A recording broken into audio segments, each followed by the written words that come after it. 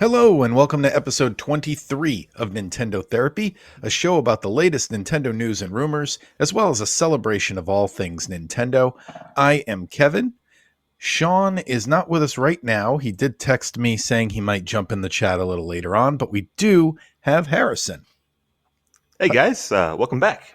How's your week been, Harrison? It's been good. Summer is the busy time of year for me because when the kids are out of school, that's when I'm teaching the most. And with the video game part, I didn't touch Zelda this week, and I basically decided that I want to pretty much finish Tears of the Kingdom by the time the Mario RPG remake comes out, That's a which good is goal. November. Yeah, so that's like November. So that's like what 4 months, 4 months. Yeah, Because plenty of time. I think Mario RPG would be a good like Christmas game for me to play. I think, and I want to be I want to have like that be like my only Nintendo game that I'm playing. Well, the Like thing about when I'm Mario RPG, see, now you're talking my language. Mhm. The thing about Mario RPG is, I mean, I don't pretend to know anything they're going to do with this remaster, but if it's just, if it's just a facelift, it's a short game. For an RPG, I mean, like it's not like Final Fantasy length or anything.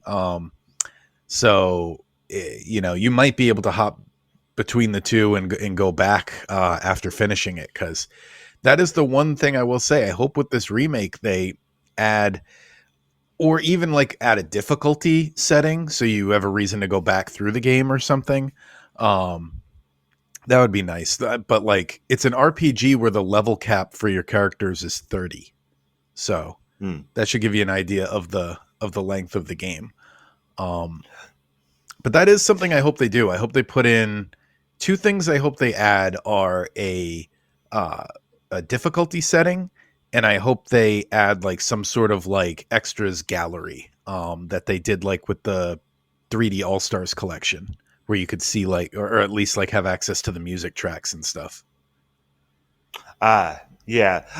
I'm very interested in seeing what they do with it. I mean, the preview that we got looks amazing, and I just wanted to set a goal for myself because I'm getting distracted with my backlog. I'm getting into some early access games. I spent a lot of time shiny hunting this week on Pokemon. I'm in a Pokemon mood again, so I spend my time doing what I feel like, and playing the spotlight game as well. So how about you? Anything new in the gaming world or in your life? Well, that's actually what I've been doing too, is playing what I feel like. So I've kind of been playing less Zelda myself as well. I'm pretty far ish in the game. I have almost all the shrines done. And I think that's kind of slowing me down. I have three. I'm assuming there's only four temples. I don't know, but I have three of the temples done. Um, so I mean, I guess five if you include the final dungeon. But yeah, so I started to slow down on that. I've been playing Mario Odyssey steadily still. I'm at like 500 moons, and I'm trying to see if I can get them all. One of the ones I was most nervous about, I did get this week, so I'm like, okay, maybe I can do this. And that one is the one with the jump rope, where you have to jump rope 100 times. And I'd like to use this as an opportunity to put this out into the universe. Please, developers, no more jump rope mini games in video games, please. There's one in Final Fantasy IX as well, and that's a trophy I will never get. You have to do that one 1,000 times to get the Uh huh. trophy. Um, I'm not good at the jump rope mini games, and some of them get to the point where I feel like a turbo controller is required. Mario didn't get that far, but yeah, no more jump rope mini games, please. Nobody likes them. It's not fair. Right. You need one of those turbo controllers that where you can add I always forget the name of it, but you can add in the set, like the set and the timing to it, and then you just let it play over and over again. I think I Um, saw somebody online say that jump rope mini game in Final Fantasy IX. The trophy is literally only possible on a PC or with a turbo controller. Like, it's not humanly possible to do it. I don't know if that's Yeah. true, but I believe it because I can barely get like 50 jump ropes in. Never mind 1,000 in that game. Yeah. I've brought it up before, but have you heard of Stanley Parable? I forget. It's No, a I've not. it's they did a remaster on Nintendo Switch a few years ago, but it's one of my favorite indie games. It's a well, and I'll just say that it pokes fun at a lot of things that video games do. It goes much deeper than that. I won't go into details now, but one of the achievements is there's a cardboard cutout of a baby and it's on a conveyor, and the conveyor is going towards the fire, towards like this fire, and you have to press the button to save it. But when you save it, it goes back to the beginning. You have to press it again. So the only way to get the achievement, if you're like a completionist and you care about that, is you have to do it for 4 hours to get the ending. So this is Wow. so when I played the game, this is the only ending I didn't get, and I just looked it up on YouTube just to see what it was. I was like, you know what? I'll just watch someone else do it. Because like for me, I don't need it. I don't need 100% on this game. But for some people, they might. And I bet that little game they do in Stanley Parable is inspired by something like the jump rope, where it's way too long and it's only for people who really want to have 100%. See, the way you describe it reminds me of have you played Ukulele ever? It's on like all the major it's on PlayStation, Xbox, and Switch. No, that's one of the is it a platformer? That's one of the ones I've never Yeah. played. It's Yeah. so what it is it's made by a lot of the same developers who made Banjo-Kazooie, and it's a throwback to those types of games, and it's like very referential of like all like the stereotypes and stuff. It's like self-aware.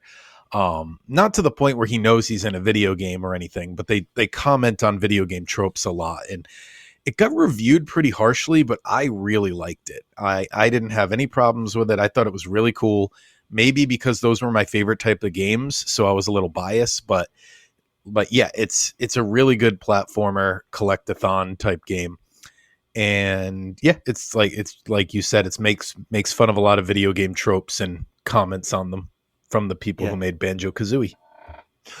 Right. And I could see why that's not for some people. I do think I can't think of a good example now, but fourth wall breaking is I think hard to do, and it's very common in video games now. It's hard to do where it's actually like, in my opinion, humorous, or not to the point where they're doing it too much, where they're like, oh yeah, we're in a video game, Yeah. So Well, I will say um, it never like had me like laughing out loud or anything, but there were plenty of them where I was just thinking to myself like, "Oh, that's cute," or I'd be like, "Oh, I get it," like, and that was enough for me.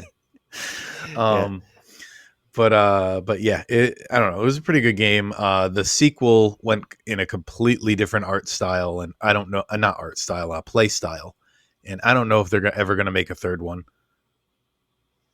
Yeah, that's one I should. I've always had it on my eShop list, and it goes on sale quite a bit. But I just don't play a lot of platformers, or again, whatever we're putting that game into. So so so yeah. Well, I think that's a good time to transition into some video game news. I don't know if you found anything this week, but I do have a few Nintendo items to talk about. Mhm. We And I can, think there's the same as what you had put down. So yeah, I'm ready. all right, we'll go into our top story tonight. uh, so, as far as news that's confirmed, 5 new games have been added to the Nintendo Switch Online service. Strangely, I only see the internet talking about 4 of them because one was from 2 weeks ago, but I never saw it announced. 2 weeks ago, uh, they had Fire Emblem added to the Game Boy Advance section, and I never saw anybody post about it. I just noticed it when I opened it the other day. And then the ones that they're talking about are Sega Genesis games. We got Ghouls and Ghosts, which is kind of a double dip because it was already on the Super Nintendo. Right.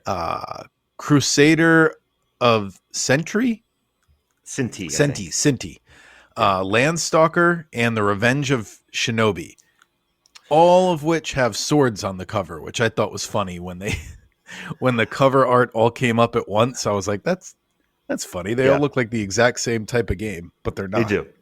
They do, but only 2 of them are like action adventure RPGs. Only 2 people, because um, we don't have enough of those games yet.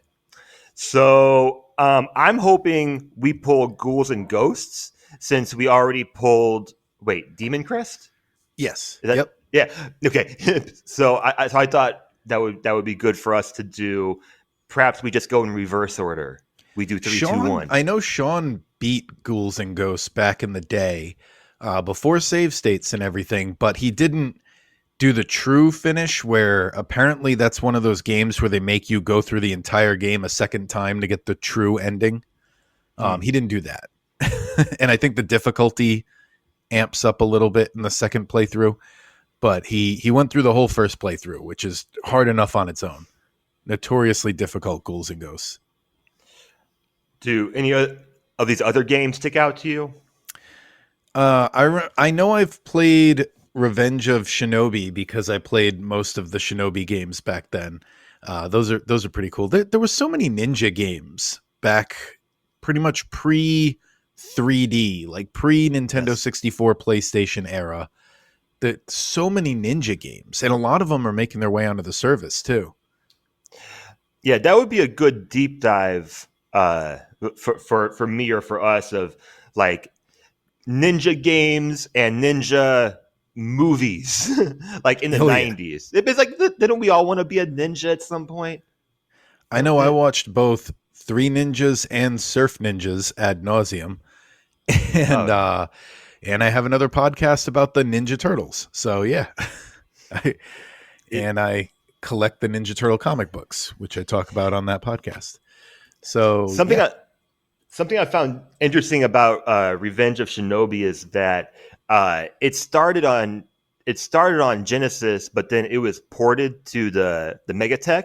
So it was an arcade game second, which I thought was interesting. That happens oh sometimes, but yeah, that not was around no. the time the arcade was making its way into the home. You know, the first one that really, well, I don't know if this predates it or not, but I remember it was a big deal when the Street Fighter 2 home version was almost as good as the arcade version. That was like a huge deal. Right, right, and now like we see in some of these like video game bars, they'll have like just straight up like a Mario video game where it's just like the Mario game, but it's Yep. just it's just in a box, and you I play to wish pay it for some Nintendo reason. would do more arcade machines. Oh, me I, too. I I love those one. Always look at when they add new ones. Those one up arcade machines. Do you ever pay attention to those? Yeah, I've been to a couple of them. Yeah. I have the Ninja Turtle one, and I'm thinking of getting. My ideal would be to get 2 more. I think I want to get one of the Street Fighter ones because it has like 4 or 5 different Street Fighter games on it. And I either want to get the Simpsons arcade machine or the X-Men one, but I don't know if I'll ever get them.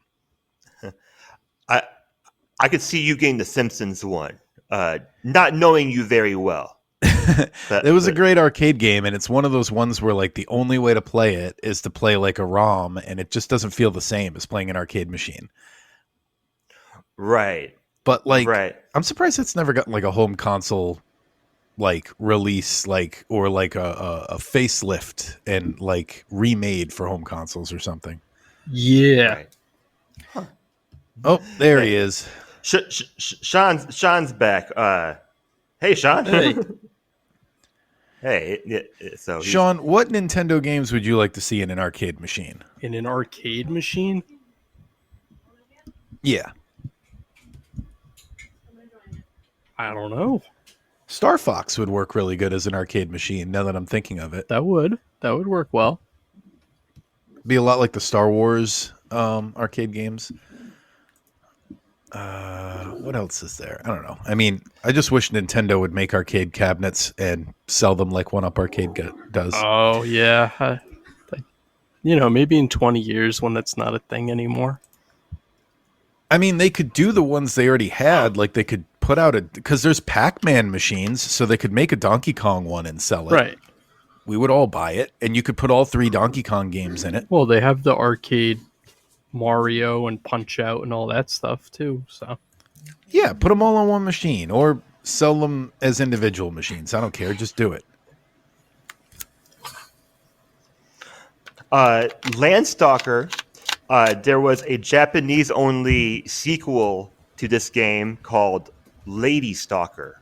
Now, I don't know if that is lost in translation or that's the reason why it never came out in America. But the 90s was not that long ago. Like the sequel's called Lady Stalker. Like what? So That is weird. Yeah, Landstalker and Crusader of Sinti were the 2 that I knew nothing about. oh, the Sega games, yeah. Yeah. Right. I knew all of them, but one. So Do you have one you're excited about?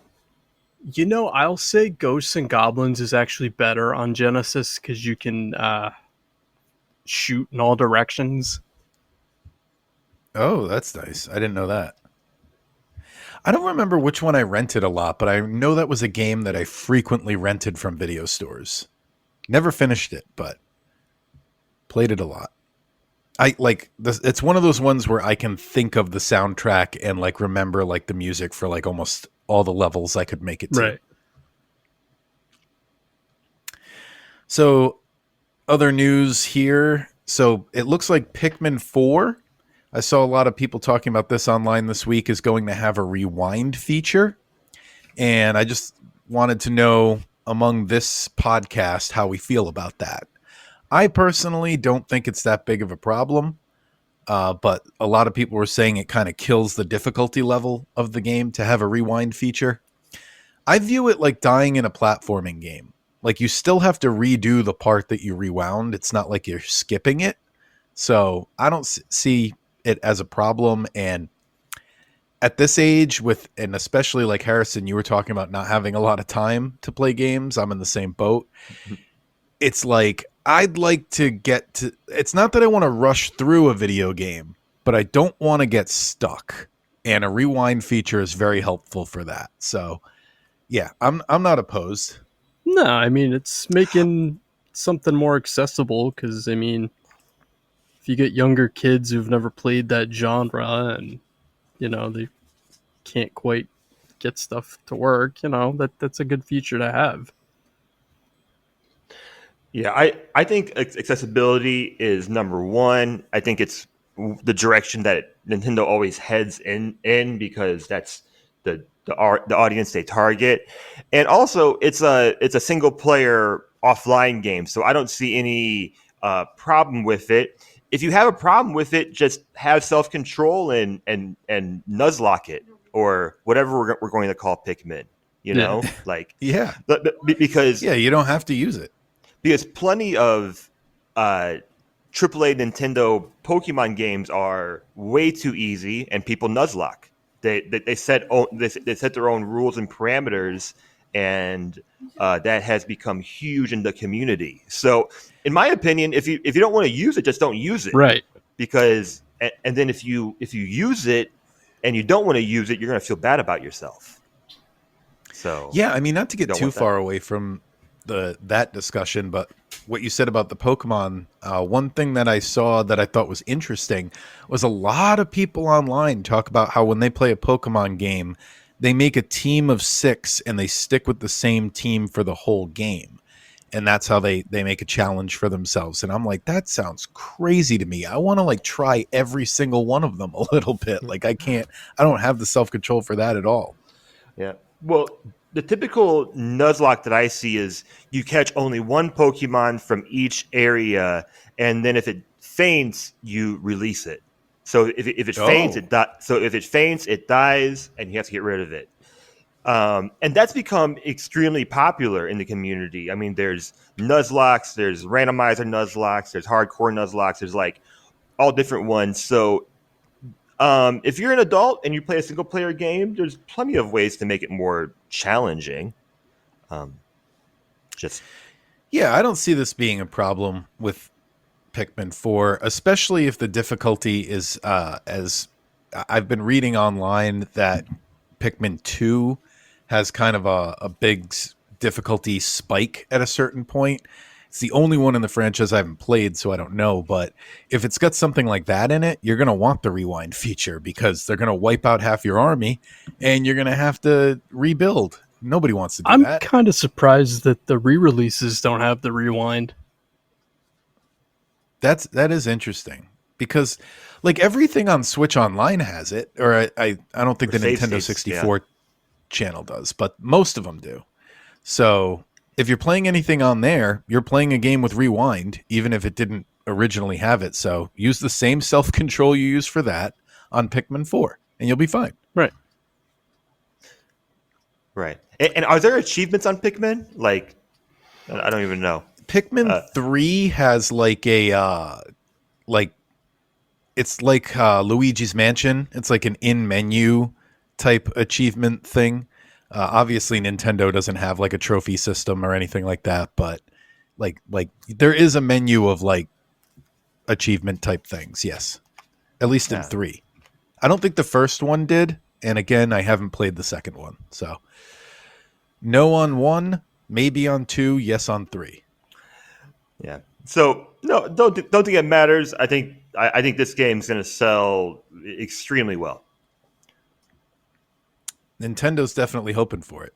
That's why they re-released the other 2, which is a nice thing for them to be doing. I've got a little more on that with another thing I took notes on here. But before we get to that, I'd like to talk about the most ridiculous news story I found this week, which is that the Super Mario Limited Edition Oreos are now available for pre-order. Mm-hmm. I can't wait to see these Oreos sell on eBay for $500 in a sealed package. Like $25 for a loose Oreo. So did they make you hallucinate? Like, what is Mario about them?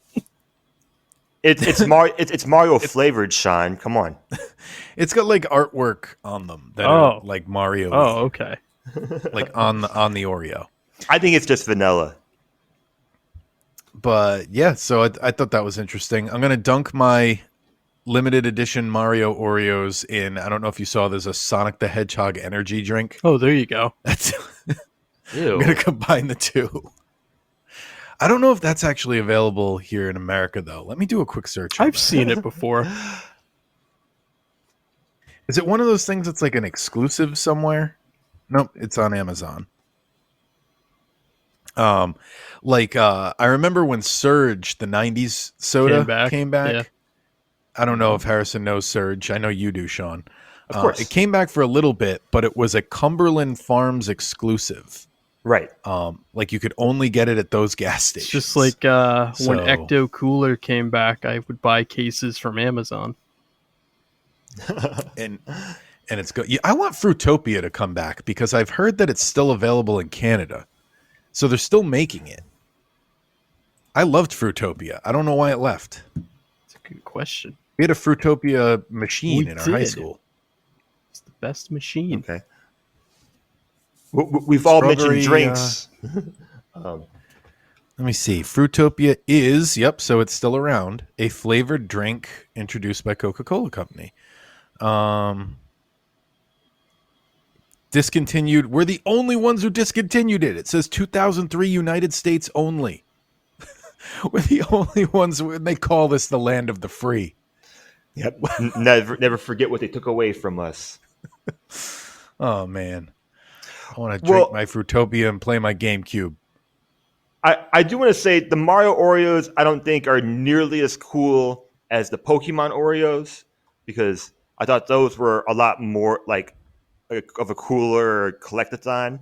But apparently, there's going to be 16 characters from the Mario universe and different power ups that are going to be on the cookies as well. So I don't know, like get excited. Like perhaps there's going to be a rare cookie that's hard to find. And in the rumors section, we've got some more jibber jabber going on about the next Nintendo console. There was a lot of stuff getting shared on Twitter today, and I took a lot of it down here. So the rumors are that Nintendo's next console will continue with the same eShop account in the tradition of like PlayStation and Xbox, allowing you to keep your purchases. So that was one rumor. And we'll just start with that one. So I honestly, like, I don't know what to think. On one hand, I believe the rumor because it seems like, I mean, on one hand, I don't believe the rumor because it seems like it's part of Nintendo's business plan to make you rebuy games. But on the other hand, it does seem like this is what I was saying with Pikmin earlier. Nintendo's moving in the direction of like having you build a library and trying to get the games all in one place. Like they're doing all these remasters now for Metroid and Luigi's Mansion, and they put out the Pikmin games. And it's basically like they're embracing making old games available to new players. So sharing the same eShop library could apply to that. So I don't know. It seemed I like the rumor. Oh, go ahead. Yeah, I just wanted to say that I think there's no validity at all to this Furukawa interview. I think it's a lot of I think the amount of like nothing that he says even through translation. I mean, it's just extremely non-specific. It's just what Nintendo does. I But actually have a translation here of what it seems like this is where the rumor stemmed from. I don't know what this is for, but it was like a Japanese Nintendo document PDF. I don't know what it was for, but the translated part that people are kind of grabbing onto is it says, "We want to do as much as possible in order to smoothly transition our customers while utilizing the Nintendo account." That's all so it says. so Doesn't say purchases are going to carry over. Doesn't say the same library will work. Anything like that. I think him saying that is again just non-specific. Just it's Nintendo telling us nothing and trying to get us interested. It's what they do. But I think there's validity in this idea. And here's why I think it could look like a few different things. Especially since we don't know if this next console is going to be handheld, hybrid, cloud service. But for example, like Xbox still has like original Xbox and like 360 games on their eShop. But whenever they want to, they can take those games away. So for example, back in like February, they took off like 40 360 games. And a lot of them are ones that have been ported or re-released on other platforms. Ah. So, like I don't see any reason why they couldn't allow users to re-download their games on a new system when they could just take things off their eShop whenever they wanted and a few months later re-release it. Or they could do upscaled versions of AAA games. Like, okay, like you can play Mario Odyssey since you already bought it, but do you want to play it in 1080 or like do you want to play it upscaled in some sort of way? So I think there could be many different ways they do this. And maybe it's just me being extremely hopeful that they are going to adapt and take some of these other ideas that I've been wanting to see for a while. Well, one thing it made me think of right away was about a year ago. This is a rumor that I've kept in my brain. Well, it's not even a rumor. It was a thing that someone at Nintendo said, and then people misinterpreted it, which is probably why I remember it. But they said something about how backwards compatibility is now easier than ever. and people ran with that and said like this confirms the next Nintendo system will be backwards compatible. And I think they even specifically said we're not saying it will be, we're just saying that now it's easier than ever to do if we decide to do that. So yeah, it seems like this kind of links up with that, and I hope they are going in that direction, because that would be great. Like, I have the Nintendo Switch is the first system where I went all digital, so like all of my games are on that account, and if I could just day one buy the new system and download them all onto the new system, that would be amazing.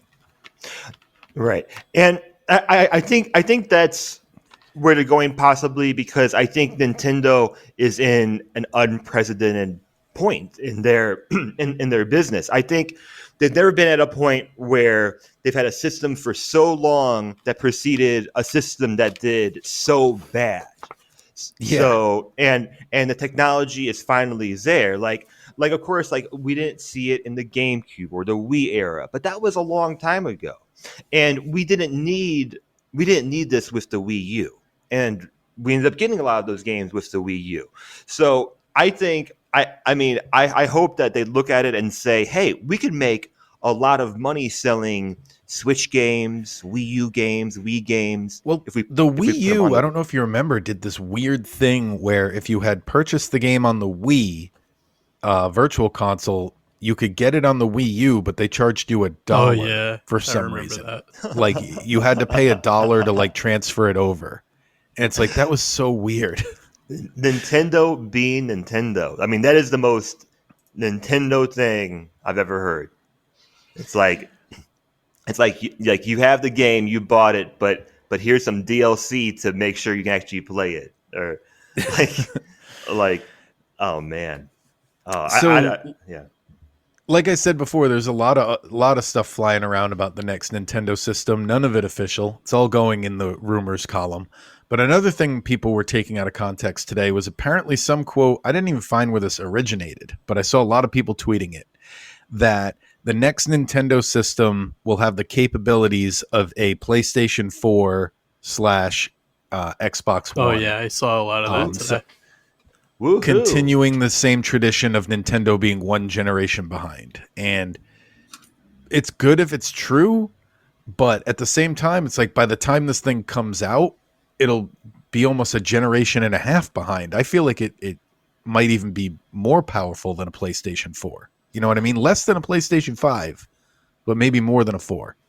Kind of like a GameCube situation. Well, GameCube was actually the last time they had the most powerful console on the market. Right. And that was something I learned very recently, was that the GameCube was actually more powerful than the PS2. The PS2 just had the DVD player and a million other things going for it. But in that, of those three systems, the GameCube was the most powerful one, which I never knew. And that's something I recently learned via YouTube explaining it to me. and you learned it because it doesn't matter too much. That too. Yeah. Like it's great. I'm playing on a handheld now that is way more powerful than a Switch, and it's great. But I don't know. I mean, I saw those rumors too, and I thought there was no validity to it. Just people talking like, "Oh, this is what we should expect from the next one." I don't know. I saw nothing from it. Yeah, it's just another one of those, like, I hope it's true. I hope the next system is like a handheld PlayStation 4. That would be great, because from what I hear, the Switch is basically a handheld PlayStation 3. Yeah. So, the technology keeps getting smaller. We'll wait and see. And Nintendo, last rumor I have... Yeah, go ahead. Last rumor I have, also kind of pertaining to the next Nintendo system. So it's in the air right now, guys. Everyone's talking. I thought this was an interesting article.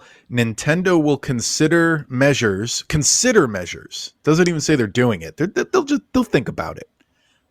Consider measures to prevent scalpers with the launch of the next system, which I thought was interesting because it almost seems like Nintendo supports scalpers at a certain point. The way they do so many limited edition releases with like their controllers, or I remember there were people scalping the 3D Mario 3D All Stars for a while, which you can still find until in people stores, so there was no exactly, need. yeah, which you can still find in stores. Makes me so mad. But yes, the PlayStation 5 was plagued with people scalping those systems for like the first 3 years. It was only like this year that it became like available in stores to normal people. So it would be wise of them, I think, to avoid that situation, but I don't think they're going to be able to prevent it completely. And again, it just says they will consider measures to prevent scalpers. Well, I saw today on Reddit that they're probably already gone, but the N64 controllers were in stock. Yep, they're already being scalped. Guarantee it. They're not gonna. They can't do in Japan. They. I don't know what the laws are there. I mean, I know like copyright and things are much more different in Japan, so they could limit it. I think a little bit in their own country, but no, the world's too big. It's just going to happen. Yeah. I mean, if there were people scalping PS5s where I live in this little northern Thailand, then people in much bigger cities around the world are going to be doing it too. Well, I imagine it must be really hard for them to know just supply-wise how much to have for a launch of a new system, because you never know. You know what I mean? Like, especially if you end up in a situation like the Wii U. Like, I remember I worked at Target when the Wii U came out. I remember it very vividly that we had plenty of those in stock. And I'm sure Nintendo wasn't happy about that. So yeah, like I remember the only time there was a rush for the Wii U was like when we opened the day it launched, there was obviously a line of like 5 or 6 diehard Nintendo fans that wanted to get it first thing. And then that didn't even deplete our supply. We were like, still had them day one. If you wanted it, walk in and get one.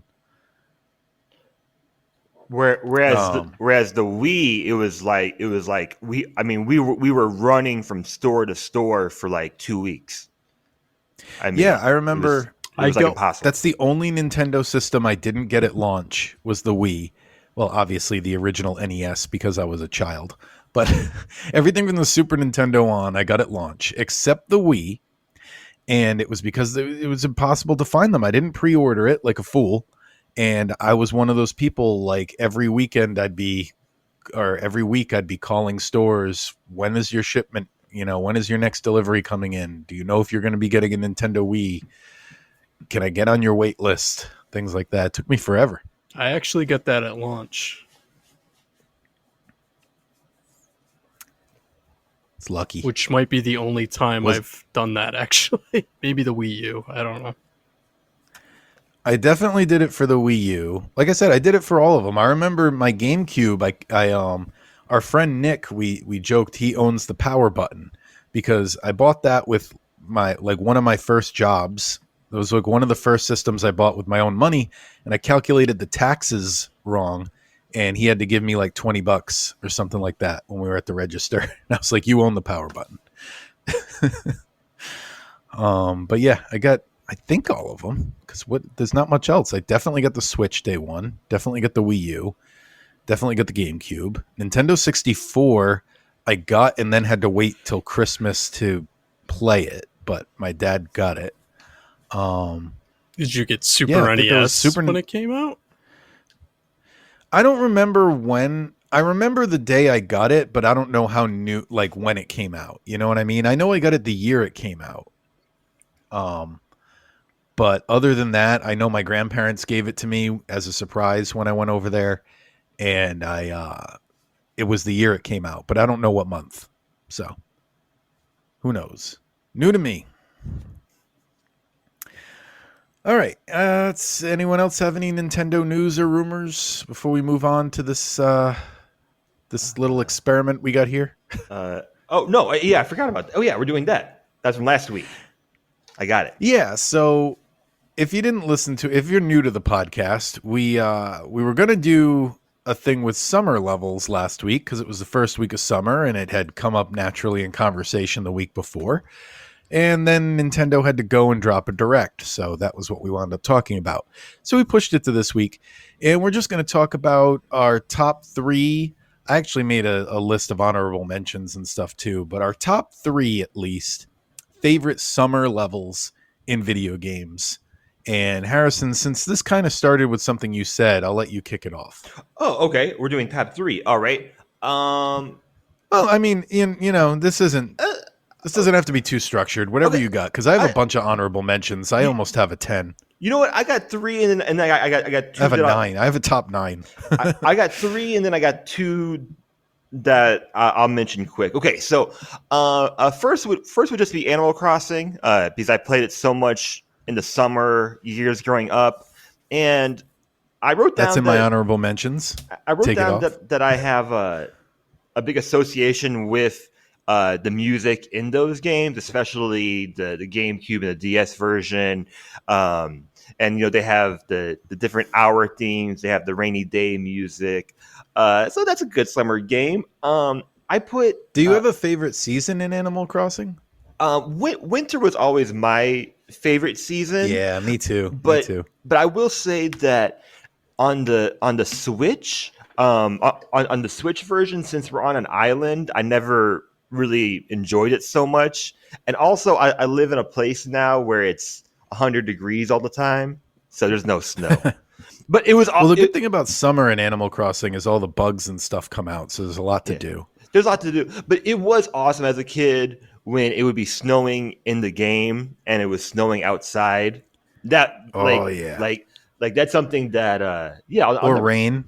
Yeah, like something that if you have a nice rainy day where you can relax at home and play video games and it's raining in Animal Crossing too, it's like, oh, perfect. Oh, yeah. Same thing with Stardew Valley. I love that too. Oh yeah, like it's definitely a vibe check game. Number 2, I put the Link's Awakening remake because it's so bright. Oh, yeah. It's so bright and colorful. You start on a beach. You start on a beach, and I could have put. Well, you know what? I'm gonna keep going, but I'll let Kevin do the rest of the Zelda points. But actually, my third was Lurelin Island from either Breath of the Wild or Tears of the Kingdom. But I'll say Breath of the Wild because there's no specific story point at Lurelin Island, and it's something that when I discovered it, I was like, oh, I didn't know it's here. So that's the kind of the place I would hang out at the most when I was in that game. My 2 honorable mentions are Peach Beach from Double Dash. Oh, nice. And I wanted to include it just so I could say it on the podcast. Goomba's Booty Boardwalk from Mario Party 8. I just wanted to say that title on the podcast. Going over to You know what's funny? I did the booty board. I did like an internet search for these, and I feel like you could make a top 10 list of just Mario Beach levels. Like there's so many of them. Oh, sure. Kevin, how about you take it away with the other Zelda that I missed or whatever? All right, well, I did have in my honorable mentions. No, I'll do those last because there's actually not a Zelda in my top 3 for summer levels. It's in the honorable mentions, like I said. But number 3 is Besaid Island in Final Fantasy X. It's got a nice summer feel to it. That's where I know a lot of that game kind of has that same tropical vibe, but that's the most summery. It's also where you're introduced to like half of your party members for the entire game. Like it's where you meet Yuna, Lulu, Waka, Kamari, and a lot of the NPCs that reoccur, like the Blitzball team. Is that where you meet a large Blitzball chunk first? No, you're going to the Blitzball tournament from there. Okay. So you're leaving from there, but they talk about Blitzball, but you don't actually play it. But yeah, it's got a great vibe to it. Sean, it was either you or I think it was you that noticed when we did a playthrough together that it's one of those things, once you see it, you can't unsee it. Next time you play Final Fantasy X and start a new file, pay attention to the fact that like 3 times in a row, Waka's dialogue is about time for bed. Oh yeah. Like it's like they didn't notice they did it a bunch of times. It's like, okay, time for bed. And then like the next time you see him, it's like, okay, time for bed. And it's like, is that this guy's character trait? What's going on? Why is he always talking about time for bed? He's He has always tired. narcolepsy. All right, number 2 I had is something I've been recently playing, but I think it's the best level in the game, is the Seaside Kingdom in Mario Odyssey. It's the best Mario Beach level to me. Like they really delivered here. Like there's a lot of Mario Beach levels too. Like I said, there's That's a off the really top of my good head, one. you got like yeah, Yeah. because there was the Beach Bowl Galaxy in Super Mario yeah. Galaxy Yep. that I was thinking of. Koopa Troopa Beach in Mario Kart. Like everything in Sunshine. what do you call it?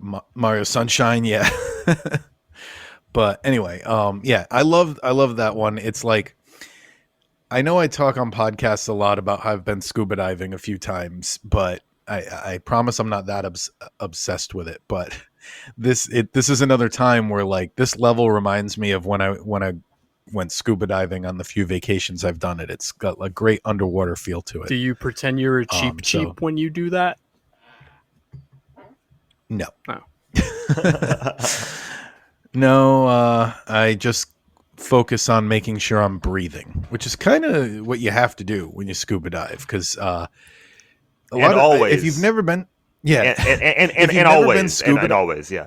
Sorry. Yeah, and always. But if you've never been scuba diving before, your lungs filling up with air affects your depth, how far you are underwater. So you have to constantly be paying attention to your breathing in order to not like rise and fall. So it's something you got to do. Anyway, number 1, Treasure Trove Cove in Banjo-Kazooie. So this is my number 1 summer level. It's because it's got like everything for summer. It's tropical. It's got pirates. It's got a beach.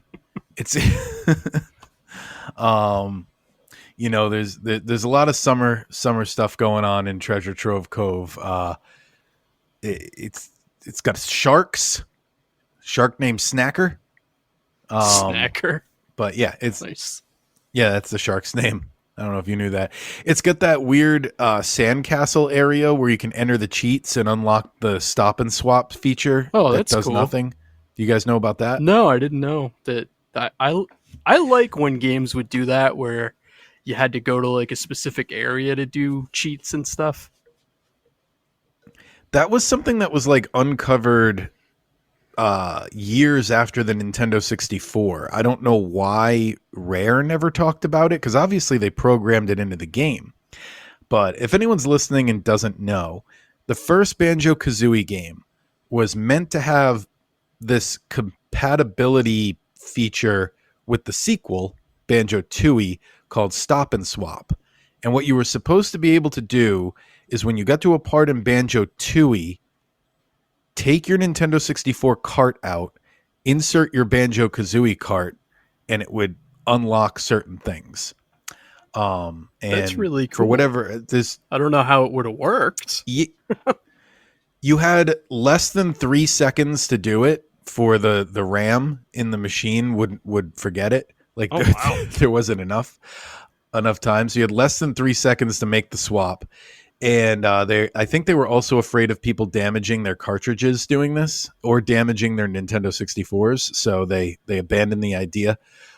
So forever, there's like an area in Banjo-Kazooie with like an ice key that you can see, but you can't get to it, and other things that were all going to be part of this feature.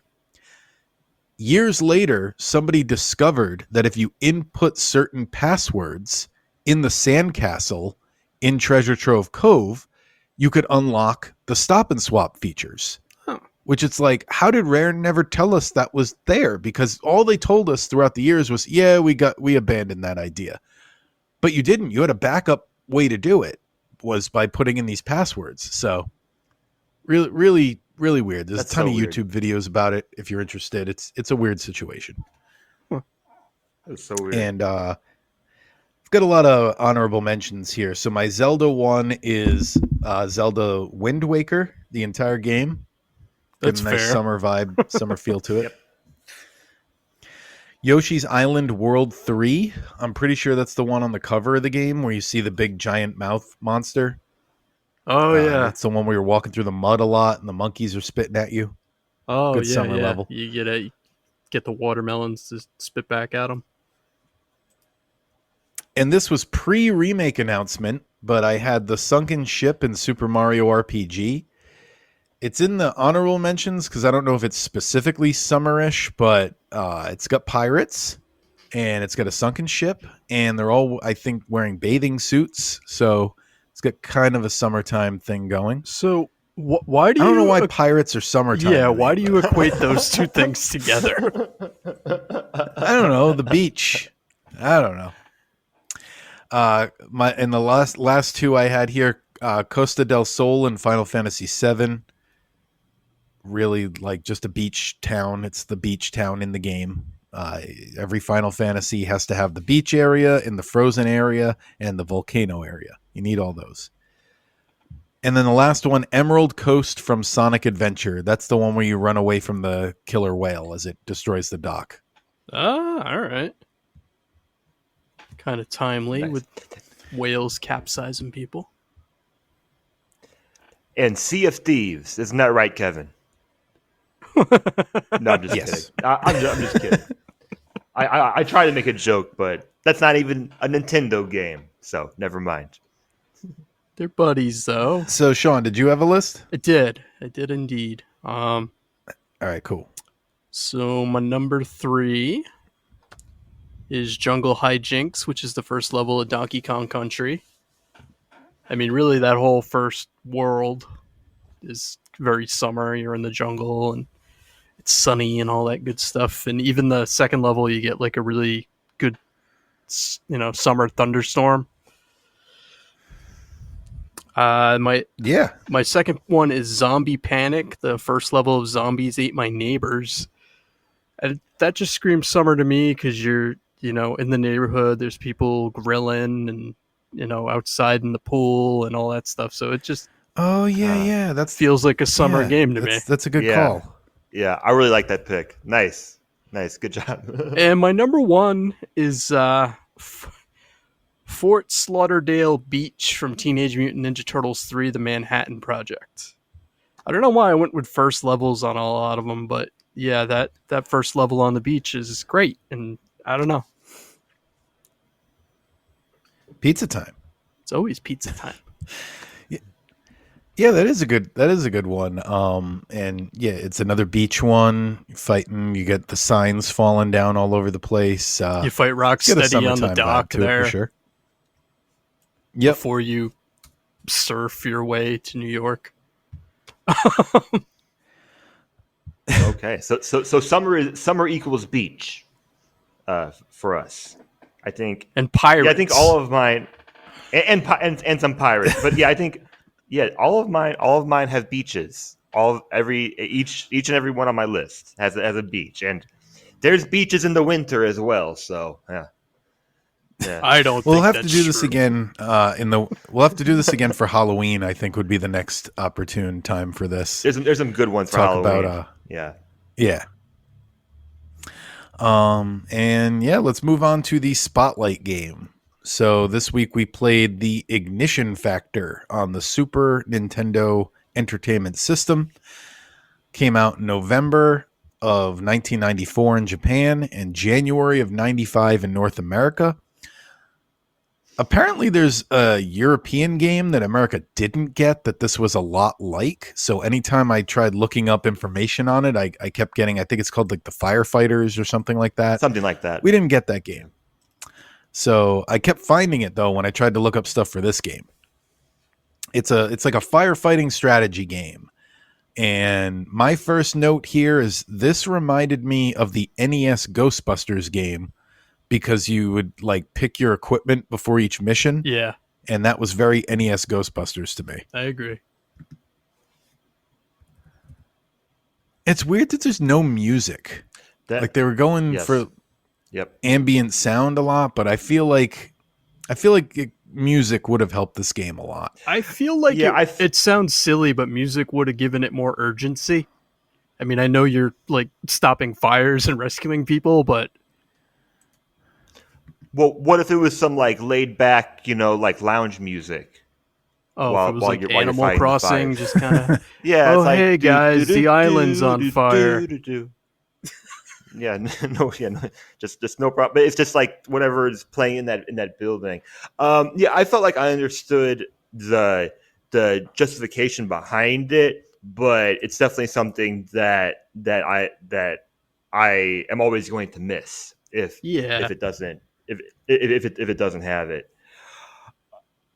This is a game, and I was thinking about how like the fire like there's actually quite a bit there's quite a few firefighting games out there, and I wonder if the tactical or strategic ideas in this game inspired future firefighting games. But overall, like this is once again a Super Nintendo game that I wish Nintendo would update with a few like quality of life improvements, even if it's possible. Like, is it possible that we don't have to cut the frames? Like, we have to go from one room to the next, because that Yeah. was the most frustrating part. The part that made me put down the game the most was when you enter another area and there's fire, and it's like, and I feel like sometimes I can't avoid it. Maybe I'm just bad. I'm just bad at the game. But like when you enter a new area and there's fire and you burn yourself because you just went a little bit too fast.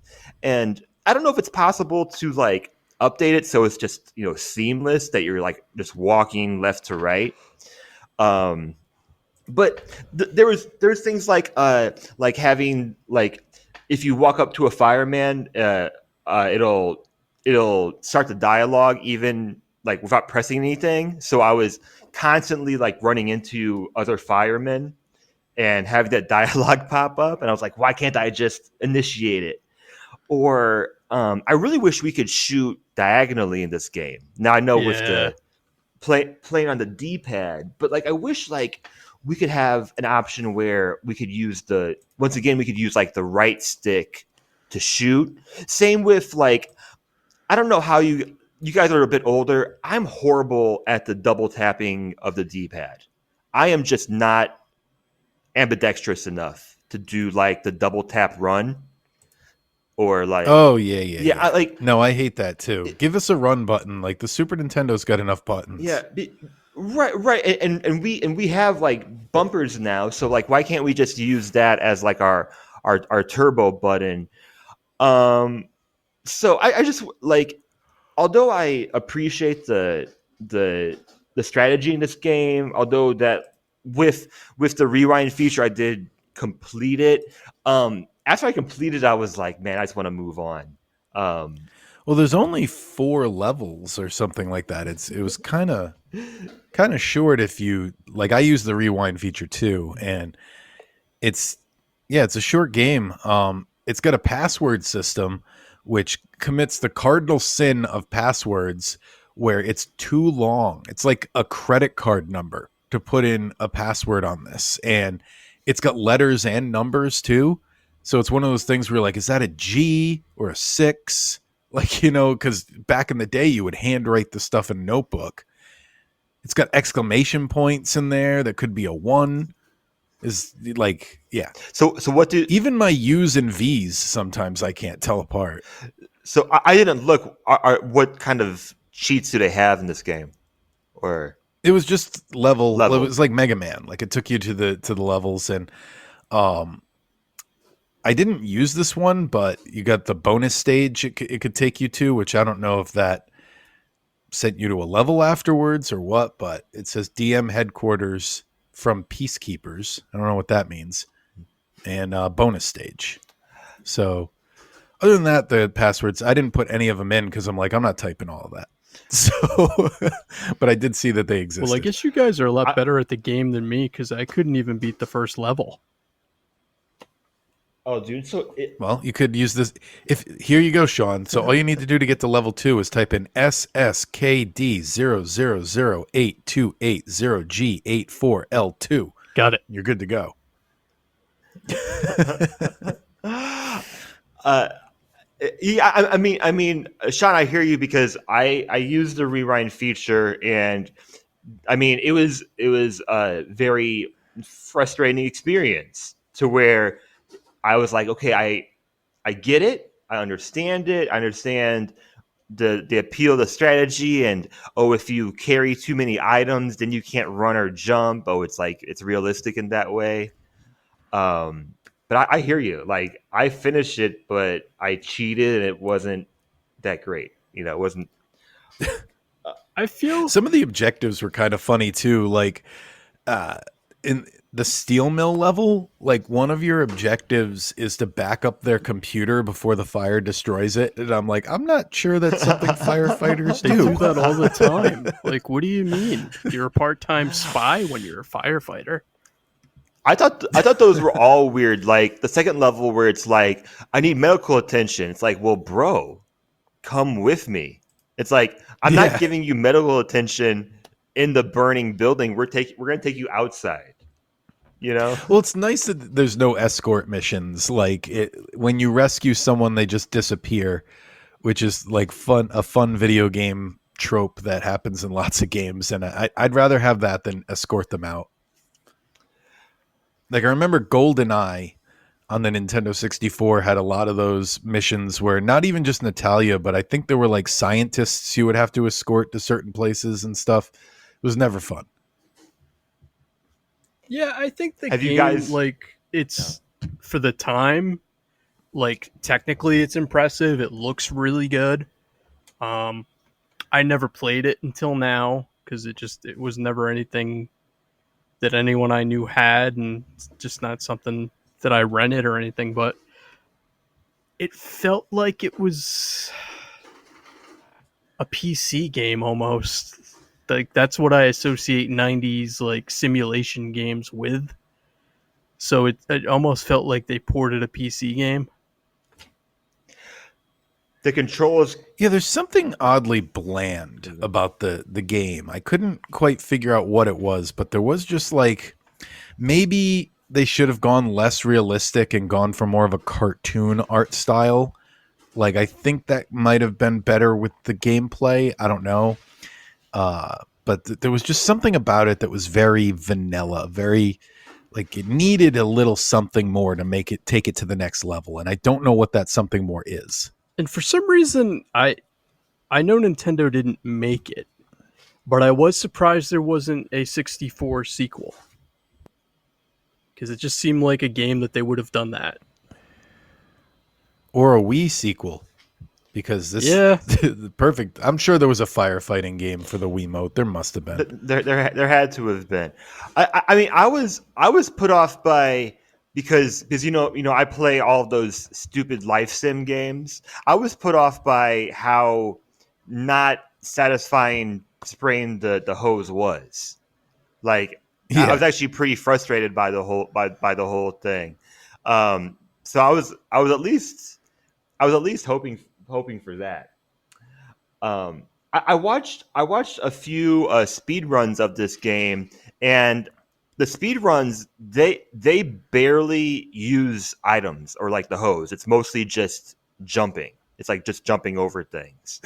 I very much enjoy watching speed runs of very obscure games. Like I don't know why you'd want to speed run it, but maybe it's a game that you enjoy. Yeah, no, I know what you mean. Like I'll throw on speed runs for random stuff that I'm like I'm never gonna play this, but I've heard about it, so let me see what it's like. And or just let's plays. I'll watch a long play too. Doesn't have to be a speed run. So I guess that's all we have to say about it. It sounds like everyone's kind of out. Where would you guys rank it? I put this not at the bottom of my list. It's number 15. So it's above Earthworm Jim, Donkey Kong Jr., Kung Fu Heroes, Spanky's Quest, and Pro Wrestling. And it's below everything else. So I put it below Kung Fu Heroes. And that puts it above Congo's Caper, Spanky's Quest, Donkey Kong, Earthworm Jim, Baseball, Ice Climbers, and Yoshi. So I don't know. I had a bit of. So this is a It's not. bottom third game for two of us so far. Yeah, Let's it was. see what Harrison's got. I'm having trouble putting in context the other ones. I'm just gonna put it last. Yeah, I'm gonna put this. Okay. I'm gonna put this game last, and it comes after. No one's gonna fight you on that. It comes after pro wrestling. Also a game that, well, actually, I think pro wrestling had a lot of potential for me, but those are the two games that I wish had different control options at least. Yeah. Okay. So I'm just gonna put that one at the bottom because I haven't put one at the bottom yet. So let's do that. Well, yeah, it's not like the reason I don't have it at the bottom and I have it above the games I listed is it's like it's a game I'm never going to come back to, Right. but at the same time, so everything below it is like games. These are all games I'm probably never going to try to play again, but at the same time, it's like it worked. It was interesting. It was different. Someone out there might love it. I did look at reviews and they were all over the place, like 10 out of 10, 4 out of 10, 2 out of 10, 7 out of 10. They were like, nobody can get a read on this thing. So it is, it's like a fingerprint, your opinion of this game. Go try it out if you've got the Switch Online service and see what you think, because it could be your favorite game of all time. It could be your least favorite game of all time. So yeah, let's pick out next week's game here. Let me pull up the randomizer. I'm gonna guess N64.